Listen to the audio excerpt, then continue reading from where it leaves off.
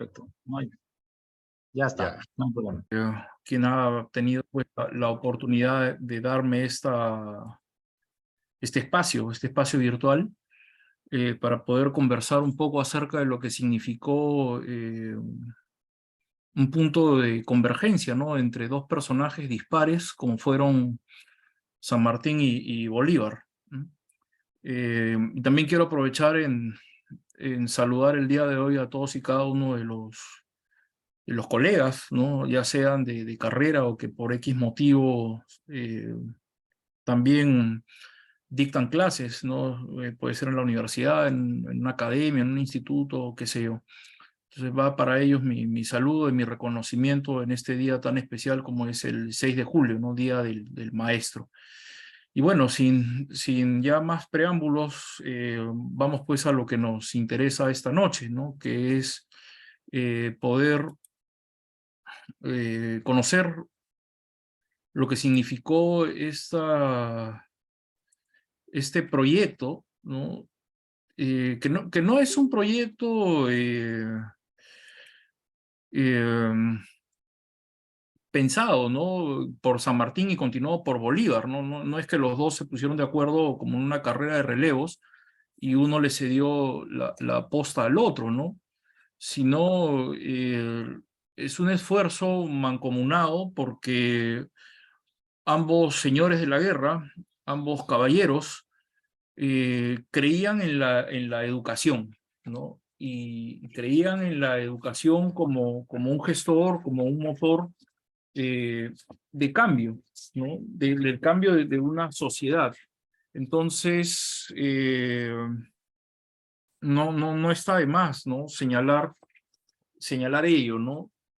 Eh, Ahora, cuando yo empecé a idear esta charla, ¿no? O esta exposición que es parte de un artículo de pronta publicación, eh, se me venía a las mientes por qué siempre se está buscando la confrontación de estos dos personajes de nuestra historia, ¿no? De la historia de nuestra emancipación. Entonces, la, la, la idea era buscar un punto en común, ¿no? Y uno de esos puntos en común, o el que de pronto pueda ser el punto de unidad, vendría a ser que ambos eh, bebieron de Miranda, por así decirlo, ¿no? De Francisco de Miranda, ¿no? El primer precursor de la independencia americana, ¿no? Entonces, eh, ese es el primer dato, ¿no? Que debemos tener en consideración, ¿no? De que ambos son convencidos, ¿no? Cada uno en su tiempo, de que la idea de Miranda de la patria, ¿no? Y Miranda le llamaba patria a todo lo que vendría a ser los dominios españoles, vale la redundancia o vale indicar nuevamente desde lo que vendría a ser hoy día México, ¿no? Con algunas partes de los Estados Unidos, como Florida, Texas o Texas, ¿no? Pasando pues por todo Centroamérica, las islas del Caribe, con la excepción de Jamaica, ¿no? Y Sudamérica, ¿no? Con la excepción de los dominios portugueses, ¿no? Todo esto era lo que Miranda soñaba como una patria, ¿no? Unida, a la cual llamó Colombia, ¿no? Y le ideó incluso con una bandera, ¿no? Con los colores amarillo, azul y rojo, ¿no? Que hoy son parte pues, de las banderas colombiana, venezolana y ecuatoriana. Entonces, esa sería la primera idea, ¿no? De esta noche, ¿no? Tener en cuenta de que hay un punto en común, ¿no? Que vendría a ser el sueño de la patria libre, ¿no? El sueño de liberarse del dominio español. Y ese dominio español, bueno, en la mente de San Martín y de Bolívar tenía pues que terminar, ¿no? Como seguidores de estas ideas precursoras de Francisco de Miranda. Entonces, para poder ya ahondar directo habiendo hecho esta breve introducción, ¿no? Para poder entrar ya de lleno al tema, voy a compartir con ustedes un PowerPoint que he preparado para esta noche, ¿no? Que lleva por título El proyecto educativo de los Libertadores. Entonces, quiero saber si puedo Sí, sí, compartirla. sí, cuando gustes. A ver, ya. Ok, entonces vamos a desplegar la pantalla, ¿no? Para poder...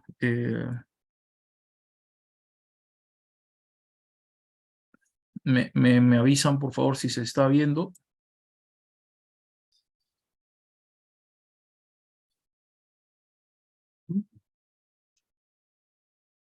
A ver, me indica que la pantalla Sí, está sí, cargando. todavía Está está cargando. cargando, sí. Está Sí, sí, cargando. está cargando, ya, perfecto. Entonces, habiendo ya tenido esta idea, ¿no? De que lo que se busca en esta noche no es confrontar a San Martín y a Bolívar, ¿no? Ni mucho menos pensar quién es mejor, ¿no? Y quién no fue tanto, ¿no?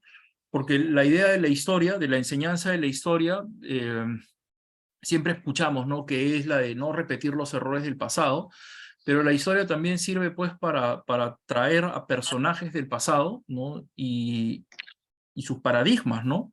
O convertirlos en paradigmas, o que sean pues personajes modélicos de nuestra sociedad. Entonces, no, vuelvo y repito, no busco la confrontación, ¿no? Sino lo que busco es encontrar puntos que rescatar para poder aplicar hoy en día, ¿no? Y esa es la tarea de la educación, esa es la tarea de la historia, ¿ya? Entonces, para poder entender cuál es la influencia de estos dos señores, de estos dos generales en la educación, ¿no? En la educación de inicios de la República, primero hay que ir a conocer cómo era la educación durante el virreinato, ¿no? Entonces, apenas pusieron los españoles un pie en América, o bueno, ya en el Tahuantinsuyo, en 1532, llegaron dominicos, ¿no? La orden religiosa de los dominicos, y con ello prácticamente empieza a ponerse las bases de un sistema educativo que tenía como primera finalidad eh, evangelizar a los naturales, a los aborígenes, a los americanos, a los indios, démosle el nombre que querramos darlo, ¿no?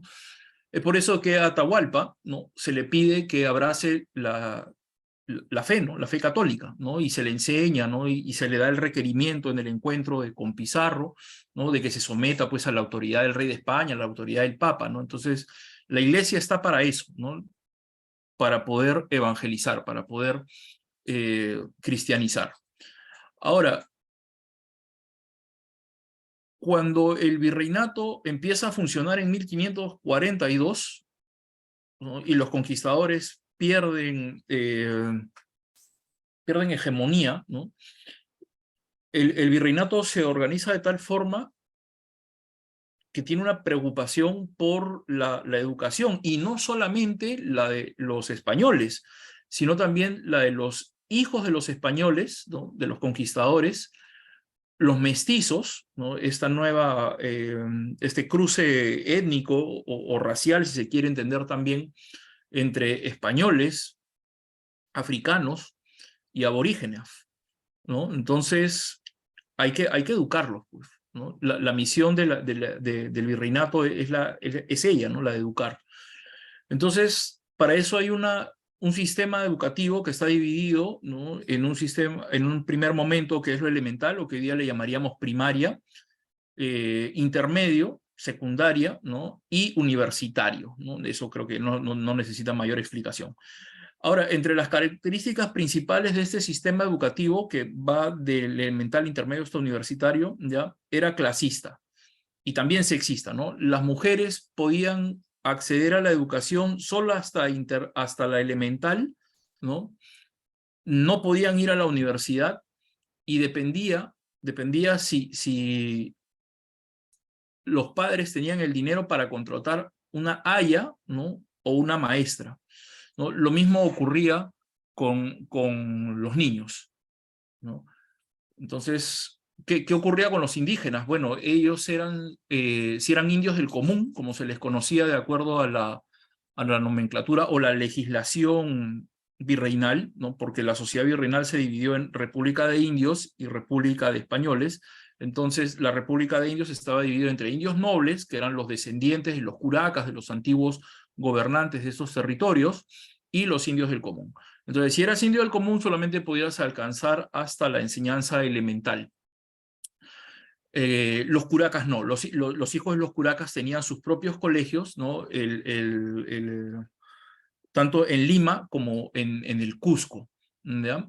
Ahora, fue un sistema que se basaba en la memoria, ¿no? En el famoso Magister Dixit, ¿no? O sea, el maestro dice, por lo tanto es verdad, ¿no? Ergo verum est, ¿no? Y era también, entre otras características, era caritativa, ¿no? Porque, ¿qué sucedía con las hijas o los hijos en general, ¿no? Pero había de pronto un especial énfasis en las mujeres, ¿no? Pero ¿qué sucedía con estos hijos no reconocidos? Productos pues de un encuentro sexual lleno de violencia, ¿no? Entonces la iglesia se encargaba por medio de los monasterios, los beaterios, ¿no? Se encargaba de la educación de estas personas. Ahora, la preocupación primordial de este sistema, ¿no? Era hacer buenos súbditos, tanto a los criollos, a los americanos nacidos aquí o a los españoles nacidos aquí en América, ¿no? Como también a los mestizos y a los indígenas, ¿no? Y también había que hacerlos buenos católicos, ¿no? Entonces, por eso es que la educación estaba en manos de la iglesia. Ahora, había un problema, ¿no? El problema era que, por lo general, el maestro era un cura que no estaba bien pagado, y al no estar bien pagado, no realizaba bien su labor, ¿no? Entonces, esto nos lleva a una primera reflexión, ¿no? Si el profesor no es bien pagado, ¿no? En cualquier etapa, ¿no? No tendremos una educación de calidad. Ahora, la población negra careció de todo derecho, puesto que eran esclavos, ¿no? Excepto el caso de los libertos, que ellos sí, con un poco de suerte, podían acceder, ¿no? A algún tipo de educación, pero solamente la elemental, ¿no? O sea, vale decir, aprender a leer, escribir y algo de aritmética, ¿no? Los rudimentos básicos de la educación de esos tiempos, ¿no? Ahora, si los negros aprendían algo, eran oficios, ¿no? Oficios como por ejemplo ser mayordomos, o algunos pues eran levados y llevados a hacer el servicio militar. Ahora, toda esta situación, todo este panorama, ¿no? De esta educación virreinal, ¿ya? Va a tener un gran cambio recién en 1812, ¿no? Que es un año clave en la historia de América y también de España, en el sentido de que ese año las Cortes de Cádiz, debido a la invasión de Napoleón Bonaparte, ¿no? A la península, el rey había sido puesto o depuesto, reemplazado por el hermano de Bonaparte, José Bonaparte, ¿no?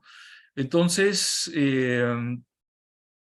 las Cortes de Cádiz asumen el control del gobierno de la parte no invadida por Francia, y la gracia del rey, porque estudiar era una gracia, ¿no? Un don, algo que el rey en su buena fe te otorgaba, ¿no? Ahora se convertía en un derecho, ¿no? La educación pasa a ser un derecho, ¿no? O sea, vale decir, en una especie porque no era un derecho para todos, ¿no? Todavía seguía habiendo esta idea de que los derechos eran para los criollos, ¿no? Para las personas de una posición económica privilegiada, ¿no? Entonces, este es a grandes rasgos el panorama educativo del virreinato. Ahora, cuando hablamos siempre, o sea, en el colegio, tanto en primaria como en secundaria, siempre nos enseñan, nos dicen, ¿no? Que antes de la llegada de San Martín y Bolívar están los precursores y los próceres de la independencia, ¿no? Entonces se entiende que el precursor es el hombre que no lucha, sino que con sus ideas ¿no? Va buscando un cambio, ¿ya? Entonces, pero estos precursores, ¿ya? Muchos de ellos fueron o ejercieron la docencia, vale decir, eran profesores, ¿no? O podemos decirlo en un término quizás más amplio, eran educadores, ¿no? No todos los precursores lo fueron, como es el caso de Lorenzo de Vidaurre, que era un abogado que jamás ejerció, pues, cátedra alguna, ¿ya? Pero estos precursores, ¿no? Estas personas que lucharon por la independencia, por la separación de España, la emancipación, ¿no? Vuelvo y repito, debemos entenderlos también en esta faceta de educadores. Ahora, ¿dónde ejercieron ellos su labor de educadores? Básicamente en colegios. O sea, cuando digo educadores, ¿no? Me estoy refiriendo a educar en estas nuevas ideas que son las de la crítica al régimen, crítica a la autoridad virreinal, ¿no? La búsqueda de una reforma del gobierno, porque algunos de estos precursores en un inicio eran reformistas, más no separatistas, y básicamente esto se hizo en el sistema intermedio, en los colegios, ¿no? Como fue el Real Convictorio de San Carlos, el Colegio de Medicina San Fernando, este era un colegio recién fundado a inicios del siglo XIX, el Oratorio San Felipe Neri, e incluso en espacios religiosos como era el Seminario Santo Toribio, ¿no? El Seminario de Santo Toribio. No sabemos que un seminario pues, es un espacio para la preparación del clero. Ahora, todos y cada uno de estos centros contribuyeron al cambio de mentalidad de los estudiantes peruanos, pues, ¿ya? No vayamos a pensar que estamos hablando de gente adolescente, ¿no? Porque cuando estamos hablando de estos colegios, de este segundo orden, ¿no? La enseñanza duraba una década, ¿no? Se ingresaba aproximadamente a los 12 años, ¿no? Y egresabas a los 22. Entonces, cuando hablamos del cambio de mentalidad de estos jóvenes, ¿no? Estamos hablando básicamente en ese rango de años, ¿no? Ahora, todo esto se hacía de la manera del debate, ¿no? Una forma que rompía un poco la enseñanza memorística, ¿no? Se acostumbraba a debatir tales o cuales ideas, ¿no? Ahora, si esto pasaba en los colegios, que era la enseñanza media, ¿qué pasó con la universidad? Podría ser una pregunta interesante, ¿no? Ahora, antes de explicar qué es lo que pasa en la universidad, también hay que entender que existían universidades mayores y universidades menores, ¿no? Las universidades menores dependían de la universidad mayor en lo que era, hablando ya en términos modernos, quiénes podían enseñar, o sea, los catedráticos, y qué se podía enseñar. Entonces, en el Perú, de inicios del siglo XIX, vale decir, de 1800, habían 3 universidades. La Universidad Mayor de San Marcos, la más antigua, la primera, la Universidad San Cristóbal de Huamanga, fundada en 1677, la segunda más antigua con vigencia, y un caso curioso es el Cusco, que existieron 2 universidades, ¿no? La San Antonio de Abad y la San Ignacio de Loyola. Esta última quedó descontinuada.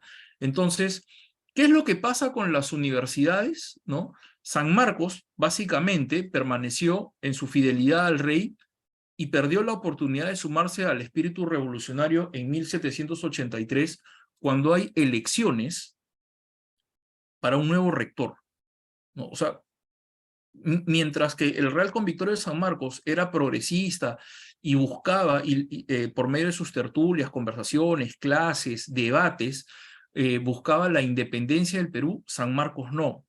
Ahora, aquí los esfuerzos de José Baquijano y Carrillo se vieron truncados, ¿ya? Cuando se enfrentó al ala, por así decirlo, tradicionalista, que defendía al rey, que permanecía en su fidelidad, encabezados por José Miguel Villalta, quien fue el que terminó ganando ese rectorado, ¿no? Entonces, como San Marcos continuó con esta postura, las demás universidades o las universidades menores mantuvieron ese mismo camino. Ahora, es importante mencionar de que con la llegada de San Martín a Lima, en 1821, San Marcos se ve obligada a firmar la independencia, ¿no? El 15 de julio de ese año, ¿ya? Entonces, resumiendo un poco, ¿no? La influencia de factores externos, ¿no?, tales como la Ilustración, esta corriente de pensamiento europea que criticaba a la razón, perdón, que estaba a favor de la razón y criticaba la fe y estaba en contra de la tradición, ¿no?, y que básicamente lo podemos resumir en esta crítica, ¿no? ¿Por qué el rey, si es igual a todos los hombres, tiene que ser rey?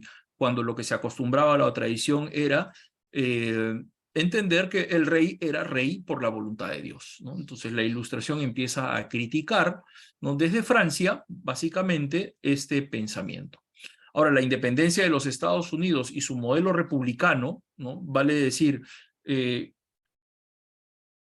un modelo donde el poder ya no es absoluto o lo tiene o lo concentra una sola persona, sino lo tiene o se divide en tres, ¿no?, poder ejecutivo, legislativo y judicial, y la Revolución Francesa con sus ideales de igualdad, justicia y fraternidad fueron determinantes, pues, para la aparición de las tertulias, conspiraciones criollas en los principales centros culturales peruanos, ¿no?, en los que ya se ha mencionado, que dieron pie a publicaciones como el Mercurio Peruano, ¿no?, o discusiones en otros ambientes, ya no universitarios o colegiales, como fueron entre los abogados de Lima, el Círculo de Ribagüero, ¿no?, porque José de la Ribagüero y Sánchez Boquete tenían un círculo conspirador, o entre el propio clero secular, ¿no? Y a esto hay que agregarle a los extranjeros, ¿no?, la presencia de extranjeros que venían, pues, con estas ideas imperantes en Europa, ¿no? Sabemos, pues, que el Mercurio Peruano era esta publicación donde se pretendía ver un nuevo Perú, ¿no?, basándose en los conocimientos de la literatura, la geografía, la botánica, entre otras cosas, ¿no? Bien, entonces, rápidamente voy a mencionar, más que explicar, ¿no?, las diferencias políticas que hay entre estos dos señores, ¿no? General José de San Martín estuvo en el Perú como protector, ¿no?, de la independencia del Perú, y él proponía una monarquía constitucional porque señalaba, pues, que los peruanos no estábamos preparados para asumir las responsabilidades de la democracia, ¿no?, las responsabilidades que traía la democracia, ¿no?, como la ciudadanía, el derecho al voto y demás instituciones liberales, ¿no? Ahora, por otro lado, Bolívar estuvo de 1823 a 1826, ¿no? Se le conoce como el Libertador, y él planteaba una república cesarista, ¿no? O sea, planteaba la república, sí, ¿no?, la división de poderes también, pero donde el ejecutivo tenía que ser un ejecutivo fuerte, un ejecutivo que mantuviese el orden, ¿no? Y así de esa manera encaminar los logros que la república debía trazarse. Entonces, esa es básicamente la razón por la cual estos señores en Guayaquil, cuando se encuentran los días 26 y 27 de julio de 1822, no se pusieron de acuerdo en ese punto, en ese aspecto, porque San Martín había ido, pues, a pedir ayuda militar a Bolívar, pero de las comunicaciones posteriores se desprende el hecho de que también conversaron acerca de cuál era el sistema de gobierno que iba a adoptar el Perú, y evidentemente, pues, San Martín ya venía con esta idea de la monarquía constitucional después de los casi 2 años que tenía en el Perú y de conocer a la élite nacional, a la élite peruana, ¿no? Entonces, ahí estaría, pues, la gran diferencia política, ¿no?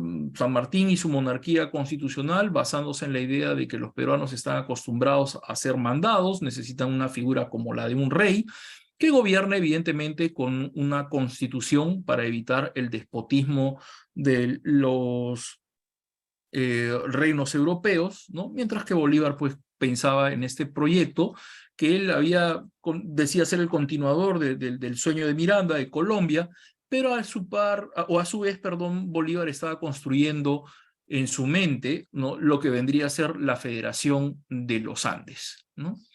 Bien, entonces, siguiendo con la comparación, ¿ya? Vuelvo y repito, ¿no?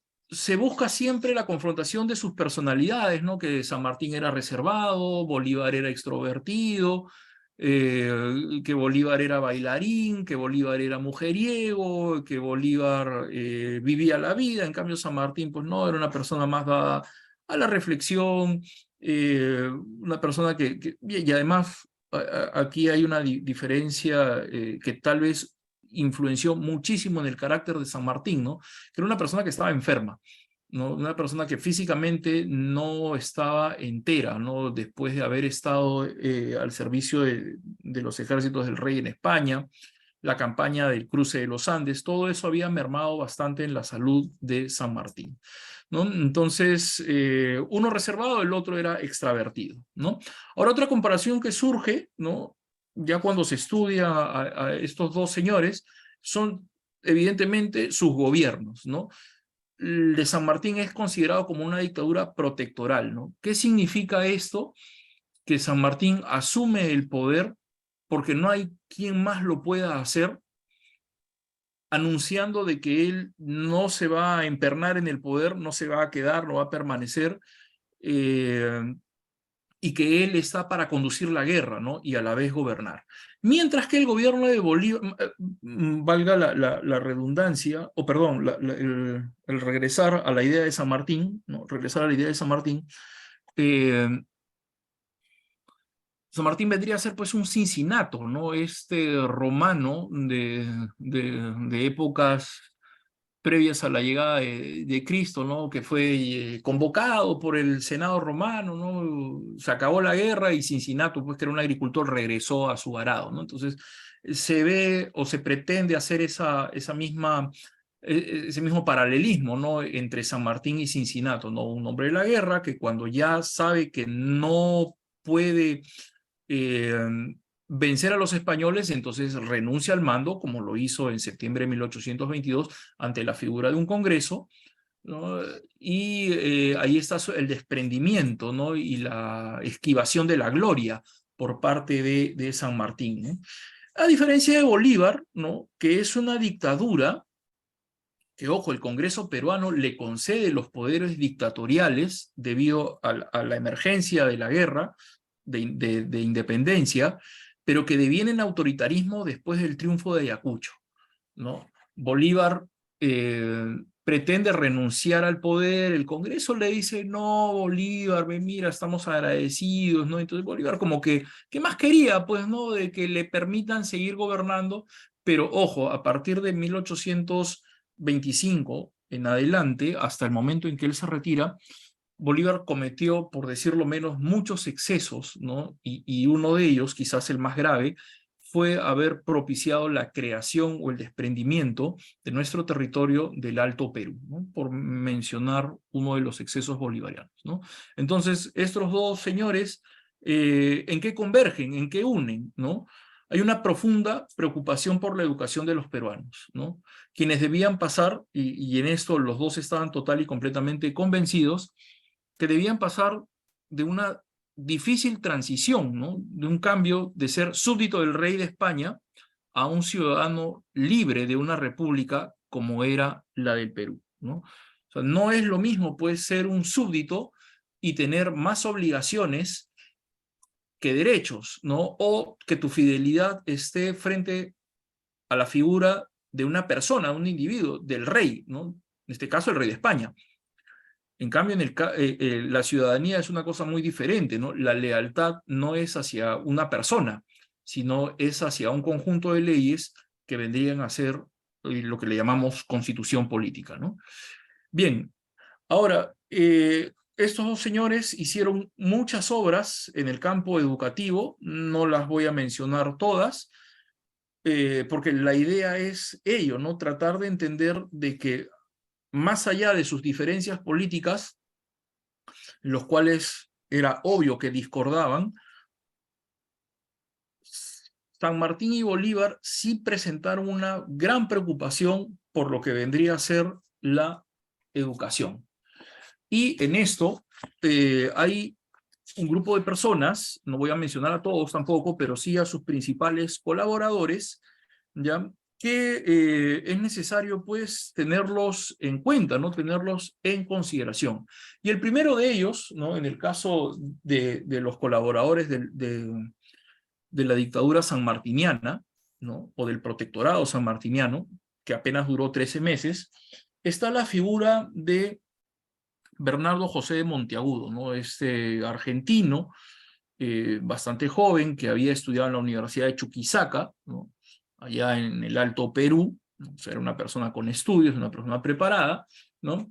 Que era el ideólogo del protectorado, ¿no? Para él, el protectorado debía ser un gobierno que permitiese o que buscaba, entre otras cosas, la educación de las clases populares, ¿no? Monteagudo tenía otras ideas, ¿no? Que también iban por lo de la monarquía constitucional, ¿no? O aprovechar las riquezas que tenía el Perú, ¿no? Pero eso ya cae dentro del terreno de lo político y lo económico, ¿no?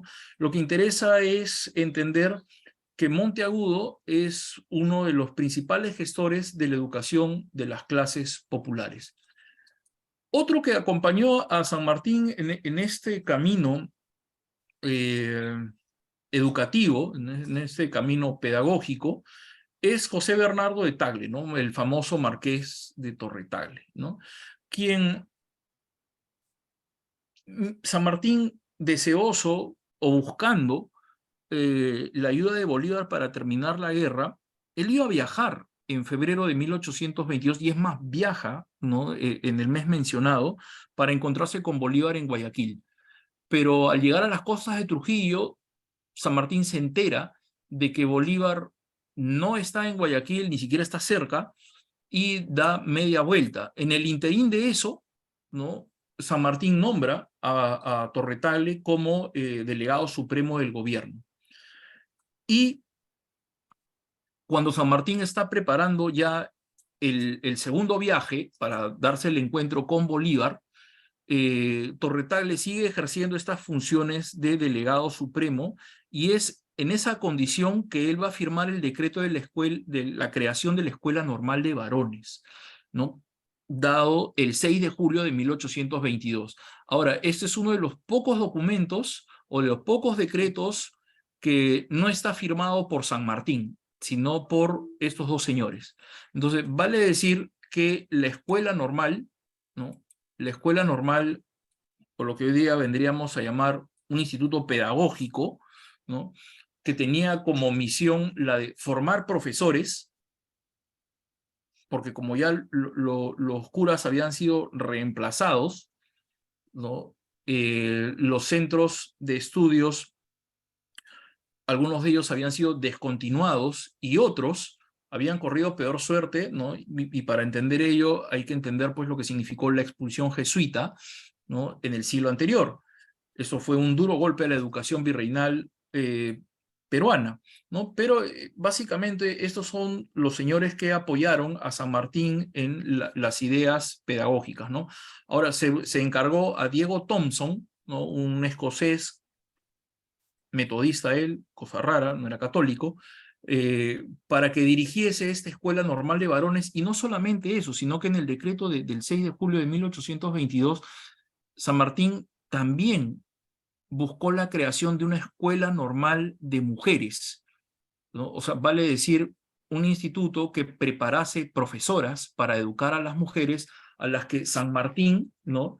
En este decreto sobre ese punto decía lo siguiente, ¿no? Con el objeto de hacer trascendentales las ventajas de este establecimiento a la educación del bello sexo, que el gobierno español ha mirado siempre con una maligna indolencia, ¿no? Le encarga a la sociedad patriótica que se encargue pues de la creación de este instituto, que lamentablemente no se pudo dar por razones que tienen que ver con la guerra, ¿no? El dinero básicamente se iba pues a sostener la guerra. Ahora, los otros dos pilares en los que se sostiene la dictadura bolivariana en el campo de la educación serán José Faustino Sánchez Carrión, primero nombrado secretario general de los negocios de la República, y con ese título es que él firma la creación de lo que se conoce como hoy en día la Universidad Nacional de Trujillo, pero que en su momento, ¿no? En su momento se fundó con otro nombre, ¿no? Que era la Universidad Santo Tomás y Santa Rosa, ¿no?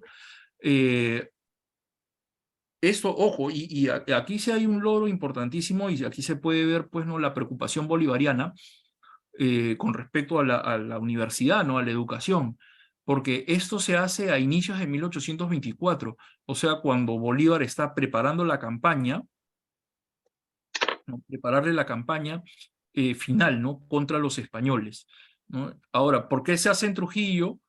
Porque Trujillo, pues, era o había sido la intendencia que Torretal le había, pues, declarado independiente y que se mantuvo como tal, ¿no? No hay que olvidar que los españoles nunca lograron recuperar, ¿no?, el norte peruano, ¿no? Por otro lado, Hipólito Unanue, ¿no?, que había colaborado también con San Martín como ministro de Hacienda, se convirtió en presidente del Consejo de Gobierno ya en el año de 1825. Sabemos, pues, que Sánchez Carrión había misteriosamente sido asesinado, ¿no? Y colaboró con importantes decretos educativos para la creación de los llamados colegios bolivarianos, ¿no? Entonces, hasta ahí vendría a ser lo que en pedagogía, ¿no?, nosotros llamamos educación formal, ¿no? Vale decir, la educación que parte o que depende de una estructura, de una organización institucional.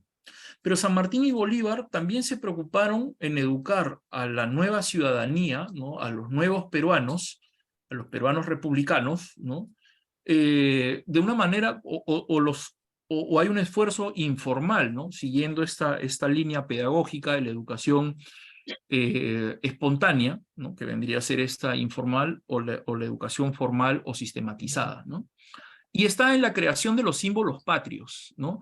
Esta fue otra manera de educar a estos nuevos peruanos a identificarse con la patria, que es un sentimiento, con la nueva nación, o sea que todos éramos peruanos, y con la naciente república y su nueva forma de gobierno.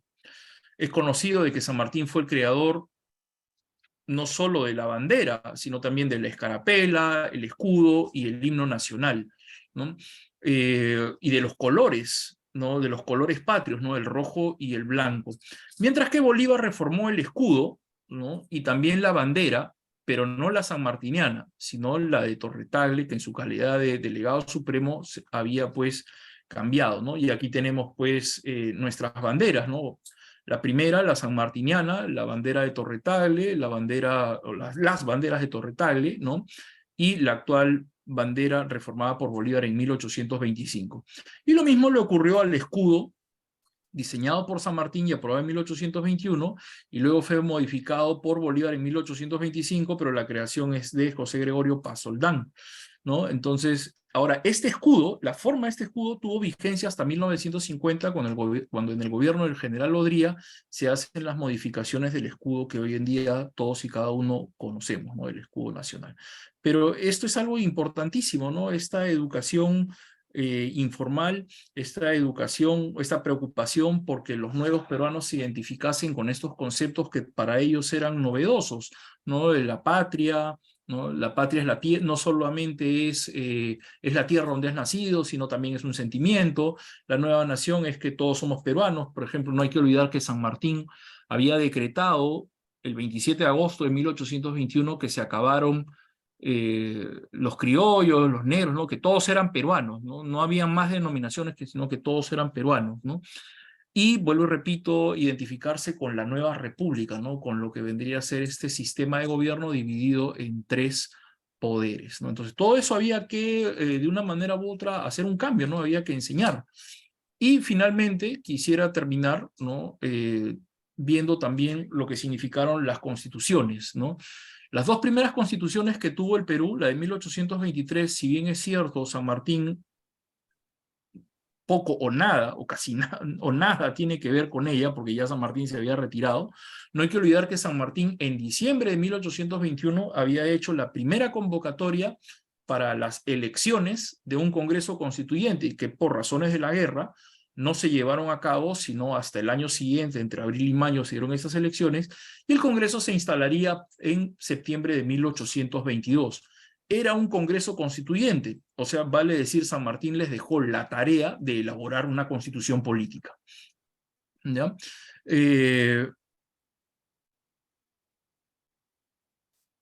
Entonces, En 1823 tenemos nuestra primera constitución, la cual siempre se ha dicho, ¿no?, de que nunca entró en vigencia. Eso no es tan cierto. Lo que es cierto es que el Congreso se guarda a sí mismo por darle poderes dictatoriales a Bolívar. Pero cuando éste se retira en septiembre de 1826 y el Consejo de Gobierno es asumido por el ya general Andrés de Santa Cruz, ¿no?, él pone en vigencia la Constitución en 1827 y esta va a mantener, evidentemente, pues por muy poco tiempo, ¿no? Pero va a mantener cierta vigencia hasta que sea reemplazada en 1828, ¿no?, por una nueva constitución. Pero ¿qué es lo que dicen o qué es lo que decía la constitución de 1823? Y ojo, esto para mí es algo, es un dato no solo curioso, sino que debería llamarnos a una reflexión, ¿no?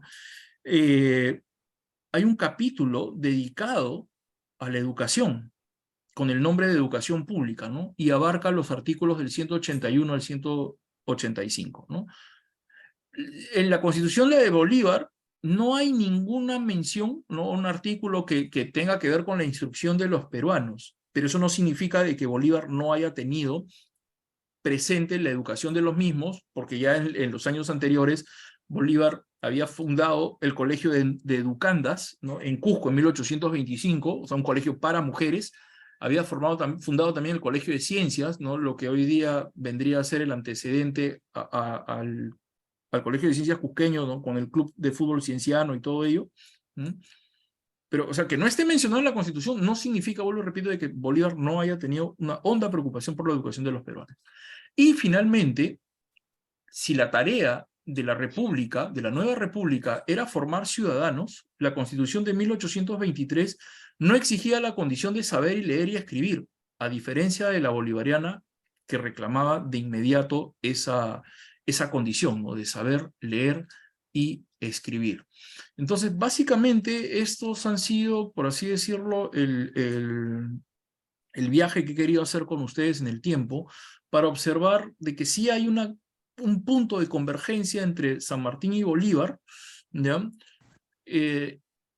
en esta preocupación por convertir al súbdito en ciudadano, y este tiene que ser un ciudadano libre y consciente de sus derechos y sus deberes. Ahora, en todo esto, aparte de las figuras ya mencionadas, también hay que destacar el rol del Congreso, quien proponía los planes generales de educación e instrucción pública a falta de un Ministerio de Educación, el cual recién pues aparecería en 1935, pero aquí viene el cierre de esta participación en esta noche, es que la gran tragedia del sistema educativo nacional peruano a inicios de la República fue la misma guerra de independencia, ¿no? Esta guerra de independencia fue muy costosa, duró muchísimo tiempo, pero eso no impidió que los libertadores tuviesen el sueño de la independencia junto con los llamados padres de la patria, no los congresistas, porque no se le debería llamar a un congresista padre de la patria. Los padres de la patria son aquellos ideólogos o precursores que soñaron la independencia, esto que Jorge Basadre identificó pues con la nación próspera, ¿no?, unida, feliz, ¿no?, que está en este pequeño libro que se llama La promesa de la vida peruana, ¿no? Ellos son los padres de la patria.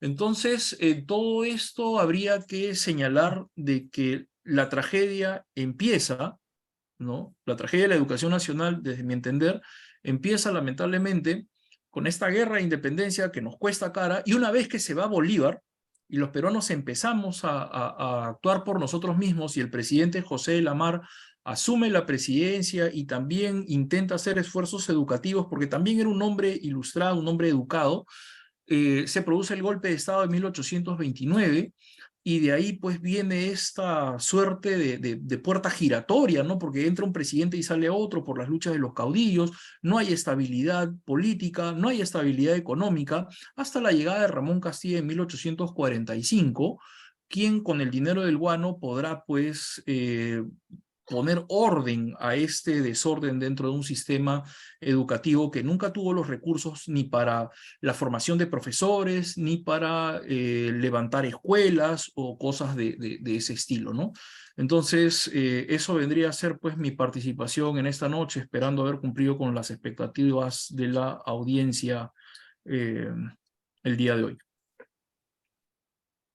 Muchísimas gracias, Jorge, por tan brillante exposición sobre un tema que conocemos, que nos han enseñado en el colegio, pero que tú has profundizado muy bien. Voy a ceder la palabra al señor contraalmirante Cristóbal Miletich, presidente del Instituto de Estudios Histórico-Marítimos. Adelante, señor almirante. Bueno, muchísimas gracias, profesor Jorge Arroyo, por su exposición. Mientras usted exponía, estaba pensando de las coincidencias que tienen muchos acontecimientos en otras partes del mundo con cosas que suceden acá.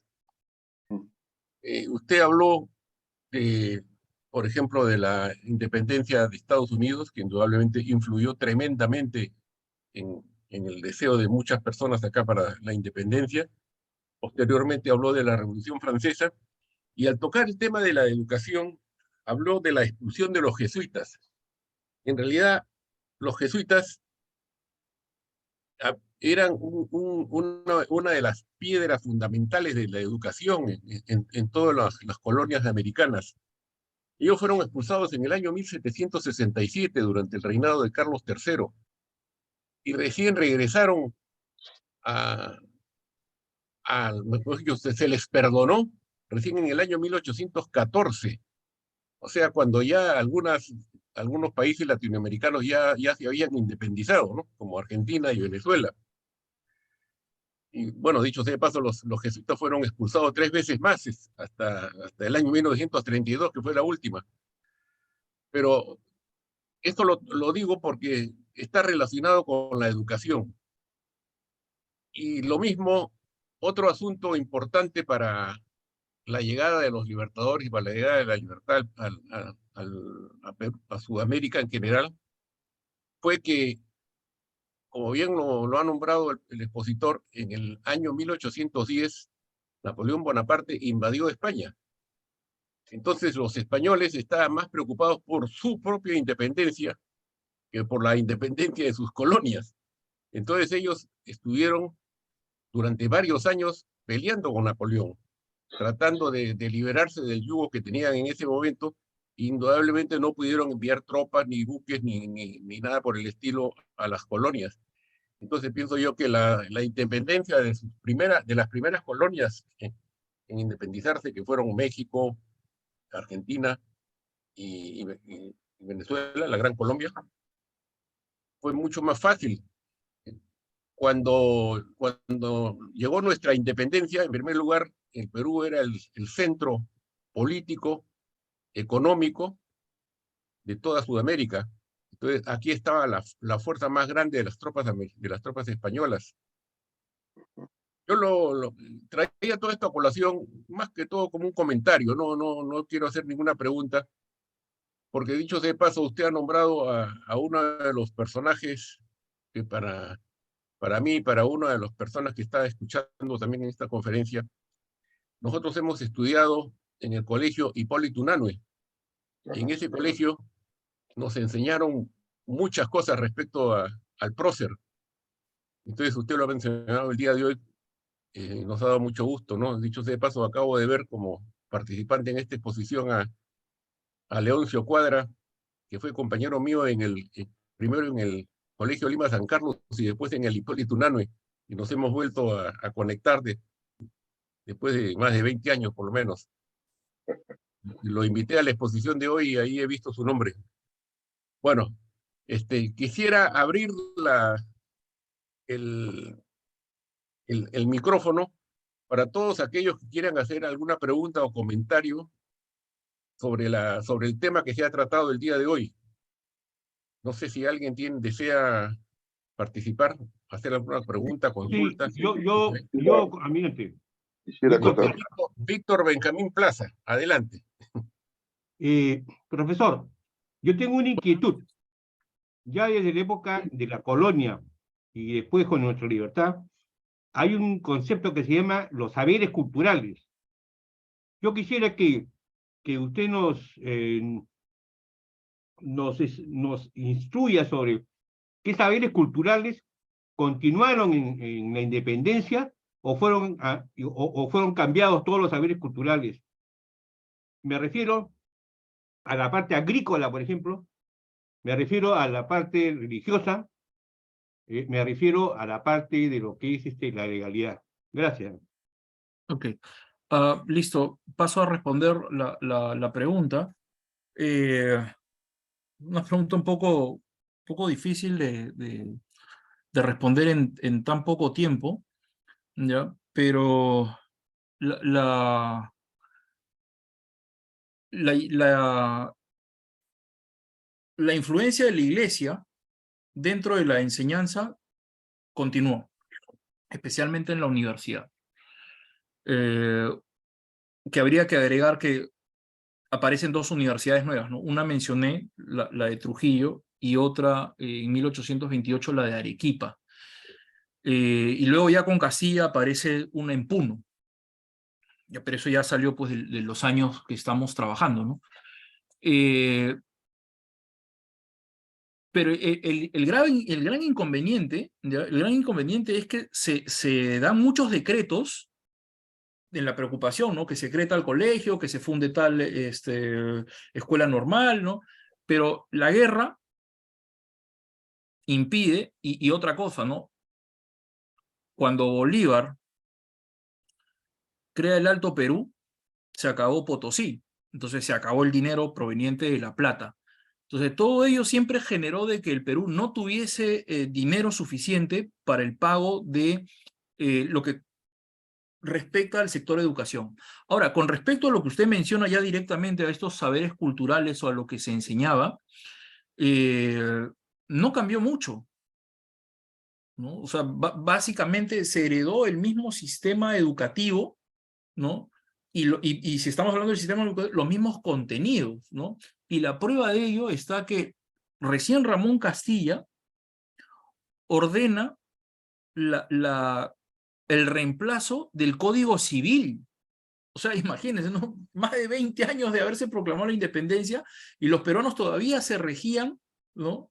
Los delitos, la forma de comportarse, todo ese tipo de cosas todavía era bajo la regencia de un código civil del virreinato, porque nunca hubo pues el dinero como para poder reemplazar, reformar, refundar todas y cada una de estas cosas, ¿no? Pero con respecto a las enseñanzas, ¿no? El sistema siguió siendo el mismo hasta la llegada del segundo gobierno de Ramón Castilla, que él dio el Reglamento General de la Educación y que luego, cosa rara, dura 21 años, y en el gobierno de Manuel Pardo, o sea, el primer civilismo, se va a dar un nuevo reglamento de educación donde también evidentemente va de la mano con toda una reforma, ¿no? Pero eso sí es algo bien curioso, ¿no? De que el siglo XIX, si lo contrastamos con el XX, y por qué no decirlo el XXI, ¿ya? Por más caótico que haya sido, al menos hubo coherencia entre estos dos proyectos, ¿no? El de Ramón Castilla y el de Manuel Pardo, que duraron más de sus gobiernos, ¿no? No como lo que siempre escuchamos, ¿no? Llega alguien al gobierno, viene y funda el quinquenio de la educación y el otro también, ¿no? Pero, repito, resumiendo, ¿no? La enseñanza, el sistema de enseñanza siguió siendo el mismo, San Marcos no modificó su forma de enseñanza, los colegios eran los colegios mayores, por así decirlo, eran los pilares definitivamente de los grandes debates. O sea, vale decir, San Marcos siguió siendo una universidad lenta, tradicional. En cambio, los colegios, y es por eso de que se funda este gran colegio que fue el Colegio de Guadalupe en 1841, eran los puntos en donde se hacían los debates, ¿no? A tener eso en consideración, ¿no? Pero con respecto a lo que usted preguntaba, por ejemplo, la agricultura era algo pues que no se le dio mayor importancia, ¿no? Todo estaba relacionado a saberes relacionados con la teología, con el derecho, por ahí la buena moral, las buenas costumbres, mucha escolástica en la universidad, y finalmente la novedad vendría a ser pues estos ideales liberales, ¿no? La formación del ciudadano, la formación del ciudadano en sus derechos y en sus deberes frente a lo que hoy día le llamamos constitución política. Ok, Si gracias. me permite una Adelante, acotación a lo que me permite una adelante. acotación. Sí, yo creo que cuando se habla del pensamiento en los albores de la independencia, en la etapa de la emancipación, se ha omitido la presencia muy potente, si se quiere, del pensamiento masónico, que en 1819 ya estaba presente. La primera logia acá fue la logia Paz y Perfecta Unión, número 1, y desde ahí han tenido presencia no solamente en el campo político, sino también en el campo de la educación. Por un lado eso, de otro lado, se ha insistido mucho que después de la independencia hubo una gran importancia por darle prioridad a la idea de nación. Yo creo que ahí más bien estuvimos un poco débil o la campaña no fue lo suficiente, toda vez que la ciudadanía como complemento de nación no estaba bien definida, bien diseñada, bien esbozada, de manera que al no saber quién es parte de la nación por no tener ciudadanía, y que esta estaba limitada únicamente a clases dominantes en los centros urbanos como Lima, Trujillo, Cusco, había una gran ausencia de identidad con los símbolos nacionales y con la idea misma de pertenencia a una república. Esto lo vemos cuando en la guerra con Chile o en otros conflictos nuestra masa peruana no sabía si peleaban por el general Perú o el general Chile.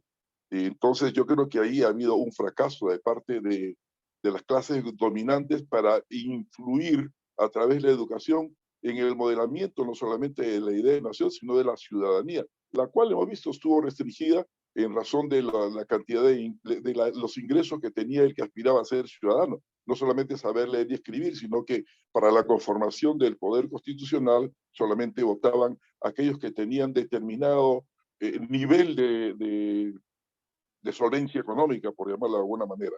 Me parece que eso no puede nombrarse como un éxito.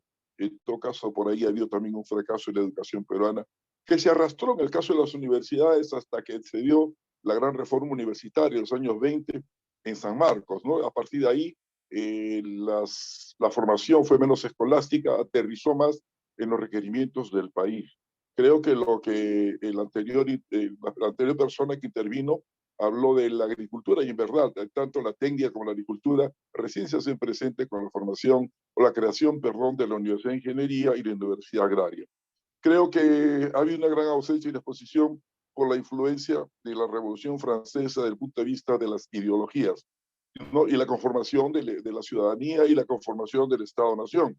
Creo que la exposición da para más y el tiempo ha sido muy apretado como para entrar en detalle de estos aspectos ideológicos, de estos aspectos programáticos, incluso que no permiten ahondar más. En todo caso, la exposición del profesor da para más. Yo creo que todavía faltan hasta 12 exposiciones más para llegar al gran tema que en este momento nos preocupa.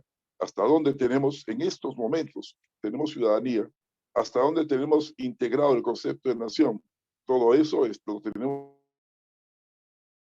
Bueno, solamente yo no soy amigo de debatir por Zoom, pero simplemente voy a indicar lo siguiente. Yo en ningún momento de mi exposición he dicho de que San Martín y Bolívar tuvieron éxito en la formación de una nación. Lo que yo he tratado de decir es que hay unos esfuerzos por generar la idea de nación, de patria, ¿no? Y es por eso de que se fundan colegios, se fundan universidades y todo lo que en ese corto lapso del 21, en que San Martín asume sus poderes, y el 26, en que Bolívar abandona el Perú, en ese tiempo, bueno, hubo un esfuerzo educativo, pero lamentablemente, y vuelvo a incidir en lo mismo, la guerra de independencia generó gastos. San Martín y Bolívar nos endeudaron, la deuda externa empieza con ello, ¿no? Con ellos dos, y esa sería la razón por la cual este sistema educativo nunca pudo ponerse en forma, como diría Basadre. Y si a eso aunamos lo que mencionaba, ¿no? El golpe de Estado de 1829 y toda la década del 30 y del 40, con los constantes golpes de Estado por parte de los caudillos, imposibilitaron pues que hubiese un sistema educativo vigoroso, fuerte, organizado, si no va a ser hasta Ramón Castilla en 1845, en que va a poner pues al Estado en forma, retomando nuevamente a Basadre, pero eso tampoco sirvió de mucho, ¿no? ¿Por qué razón? Porque sabemos pues que el dinero del guano fue un dinero pues de ensueño, ¿no?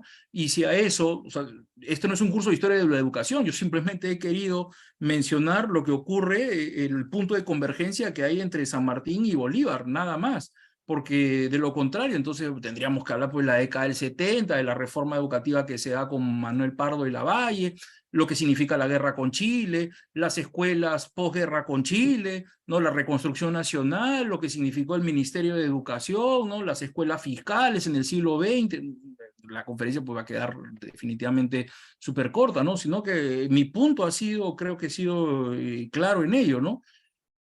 Se confrontan a San Martín y a Bolívar políticamente, están en las antípodas, pero educativamente están unidos, ¿no? Entonces lo que los une es el sueño, el deseo no solamente de la libertad de los peruanos, sino educar a los peruanos, transformarlos de súbditos del rey de España en ciudadanos de la República del Perú, que fracasaron. Nadie creo que podría decir lo contrario, ¿no? Sus esfuerzos no fueron coronados con éxito por las razones ya aludidas, ¿no? Una guerra que no concluyó, y una vez terminada la guerra, Bolívar nos mete pues en un proyecto en el cual nos distrajo también, pues, ¿no? Y luego, vuelvo y repito, lo de los caudillos y la historia que ya todos conocemos, pues, ¿no? Muy bien. Vamos a circunscribirnos al tema tratado, ya, nada más, para las siguientes preguntas. ¿Alguien tiene alguna otra pregunta o comentario? Sí, señor Militich, Sí, adelante, tengo señor Godoy. la mano levantada hace rato. Sí. Sí, Ah, sí, ahí la veo, recién la veo. gracias, con su anuencia. Yo antes que todo quiero felicitar al profesor Jorge Arroyo y a todos los profesores que estén presentes o aquellos también que hacen docencia por la fecha, ¿no?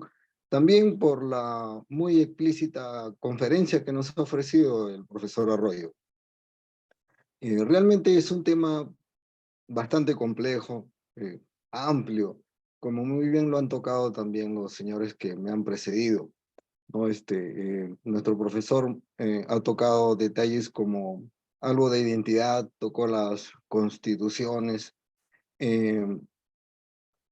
Sí es verdad, ¿no? Que la educación ha sido clasista, no solamente ha sido durante el virreinato, ¿no? También creo podemos decir que han sido 4 siglos en ese sentido, ¿no? Y de repente vino una explosión ya en este siglo, en la segunda mitad del siglo XX, porque hasta fines del XIX los colegios de nuestro país eran contados con los dedos de las manos, e inclusive las universidades, ¿no? Solamente como también lo tocó el profesor Arroyo.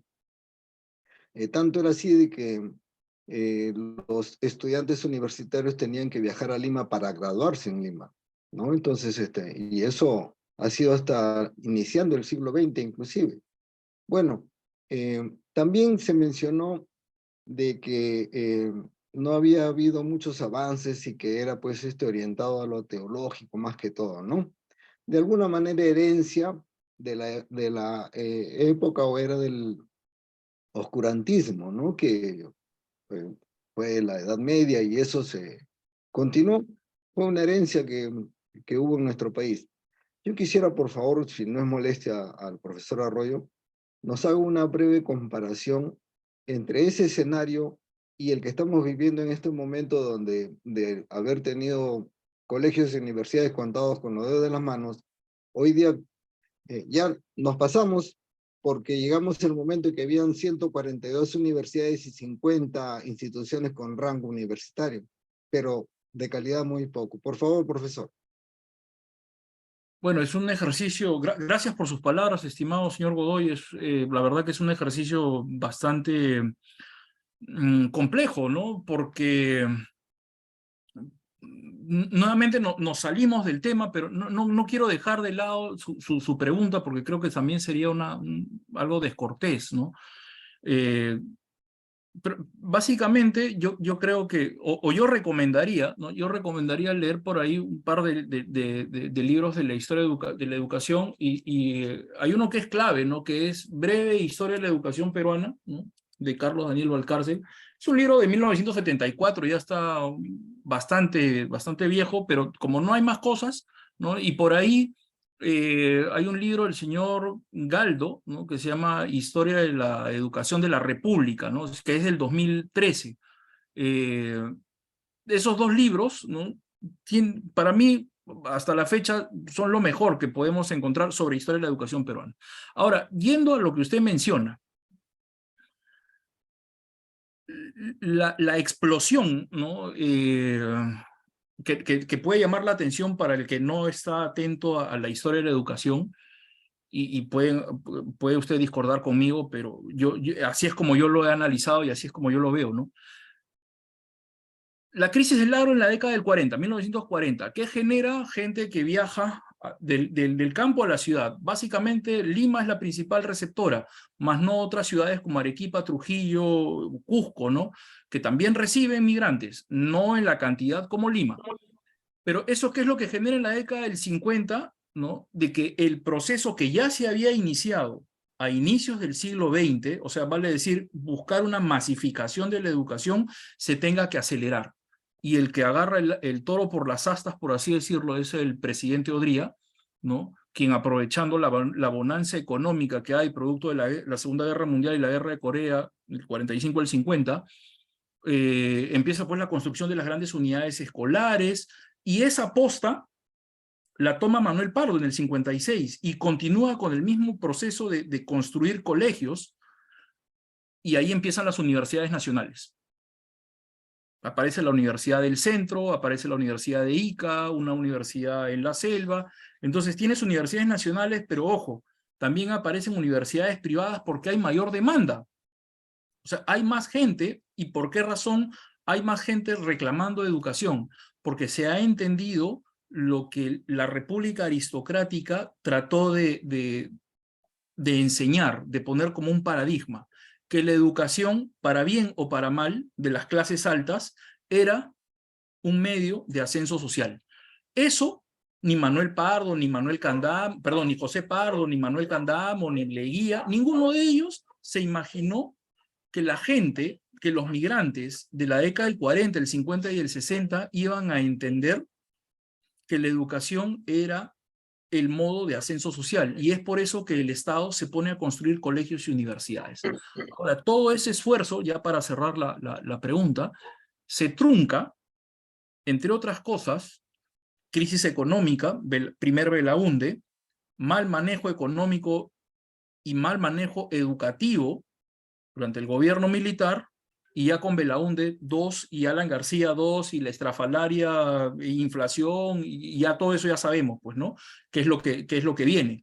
Pero con el 90, Fujimori hace una nueva reforma educativa que es la que de una manera u otra, hasta hoy en día, todavía estamos inmersos en ella, más allá de los esfuerzos que puede haber hecho Toledo, García, Humala, y no sé si PPK, ¿no? Pero por ahí va la cosa, ¿no?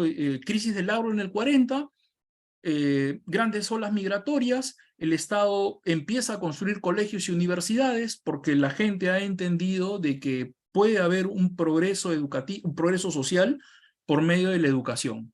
Y la gente reclama educación, tienes colegios nacionales, tienes universidades nacionales y universidades privadas también. Yo creo que por ahí va la cosa, ¿no?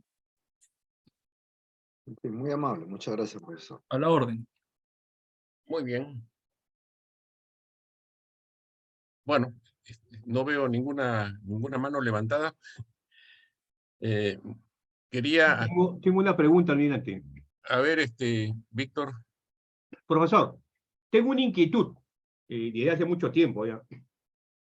En el Perú somos 30 millones de personas y 2/3 es mano de obra no calificada. y 1/3 mano de obra calificada. Yo quisiera saber si en algún momento Bolívar o San Martín o los que lo siguieron pensaron en los mandos intermedios. O sea, si bien es cierto, la población realizaba oficios, la pregunta es, ¿por qué esa población que realizaba oficios no fue tecnificada? Gracias. Ok. Ni Bolívar ni San Martín, creo que es necesario entender una cosa, ¿no? San Martín tuvo muy poco tiempo en el gobierno, 13 meses, ¿no? Y con una doble preocupación, la forma de gobierno que va a tener el Perú, por eso crea la Sociedad Patriótica, ¿no? Y por otro lado, expulsar a los españoles. Entonces, como que eso no te da tanto tiempo, tanta cabeza como para poder dedicarte a lo que es la educación de lleno. Pero eso también a San Martín no se le va a negar la fundación de la Biblioteca Nacional, la Escuela Normal de Varones, de las primeras letras y todo ello. Pero entonces San Martín descartado por ese lado, pero no niego de que puede haber habido la intención de tecnificar a la mano de obra que usted menciona, que en esa época, o sea, ya estamos en auge de la revolución, de la primera revolución industrial para entrar a la segunda a partir de 1850. Ahora, en el caso de Bolívar como que tenía la cosa no tan clara en el sentido de tecnificar, sino hay que liberar el espíritu de los hombres.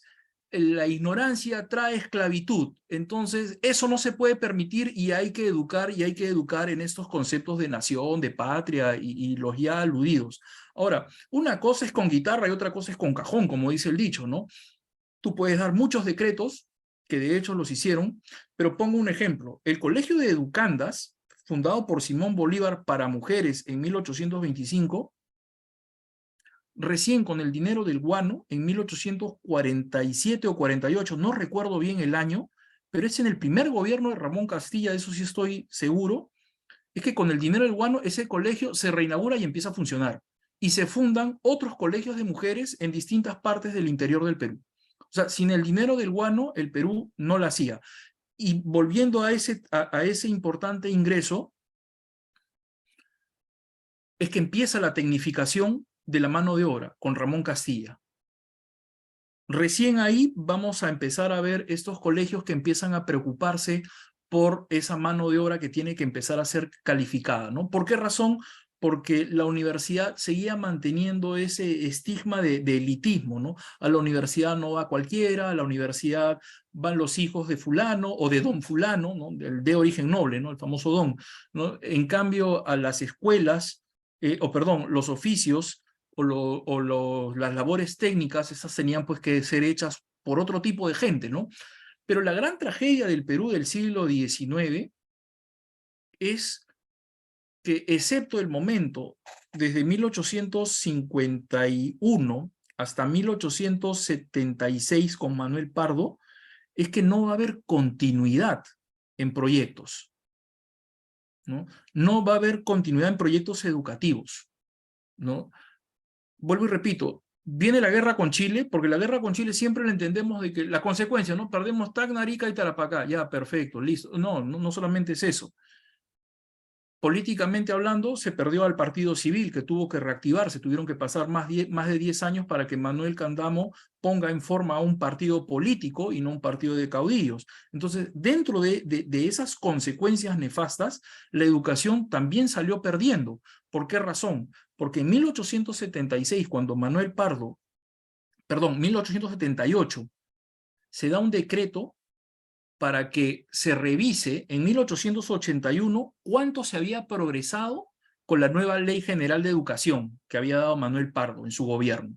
Eso nunca se pudo llevar a cabo porque los chilenos estaban metidos pues en el territorio nacional. Ahora, viene Andrés Avelino Cáceres y el Perú está quebrado, ¿no? Entonces, ¿qué es lo que hay que hacer? Hay que reimpulsar la economía. Firmas el contrato Grace. Y mientras el Perú vuelve a ponerse en marcha, recién podemos hablar de un proyecto educativo serio a partir de 1904 con José Pardo y Barreda. Entonces, ojo, Pardo y Barreda funda el instituto tecnológico que hoy día lleva su nombre, pues, ¿no? Con esa idea de tecnificar a las masas, pues, ¿no? Muy bien. Bueno, profesor y participantes, muchísimas gracias por su asistencia. Este ha sido un esfuerzo del Instituto Sanmartiniano y del Instituto de Estudios Históricos Marítimos del Perú, que como ustedes saben tenemos aproximadamente 2 charlas al mes de diferentes temas relacionados fundamentalmente con temas marítimos, pero también tocamos temas de interés nacional como el que hemos visto el día de hoy, ¿no? Que es el tema de la educación, creo que nos compete a todos. Muchísimas gracias, profesor, nuevamente por su exposición y por la respuesta a las preguntas. Creo que ha sido muy ilustrativo todo. Y los invito a las próximas reuniones que siempre se les va a avisar a todos cuando falte una semana para su realización. Muchísimas gracias y se da por terminada la exposición del día de hoy. Buenas Buenas noches. Quisiera despedirme simplemente con esta reflexión cortita nada más. Los políticos de hoy en día deberían mirar el pasado, en el sentido de que los padres de la patria soñaron y pusieron manos a la obra. No salió bien. Entonces, hoy en día deberíamos ver ese ímpetu, esas ganas, esas metas que se pusieron en el pasado para trazar nuevas metas a futuro y lograr la reedificación de un sistema educativo que permita tener una verdadera educación de calidad. Muchas gracias por su atención, buenas noches y nuevamente mi saludo a mis colegas en el Día del Maestro. Muy buenas noches y muchas gracias. Buenas noches. Muchas gracias, Hasta luego. gracias, felicitaciones, saludos. Gracias. Saludos, Gracias, buenas noches. felicitaciones.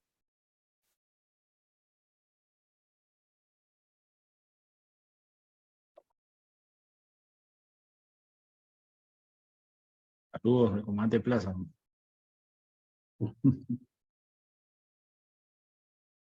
No se le escucha, ¿no?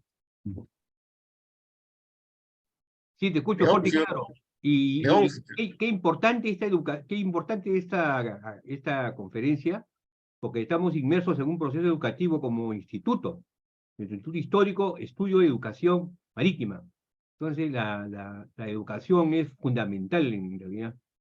Muchas gracias. Bravo, Gracias usted, también. comandante, usted por Hasta luego. acompañarnos. Buenas noches. Sí. Gracias a todos por acompañarnos. Muy amables por invitarnos. Hasta luego, señor. Hasta luego. Gracias.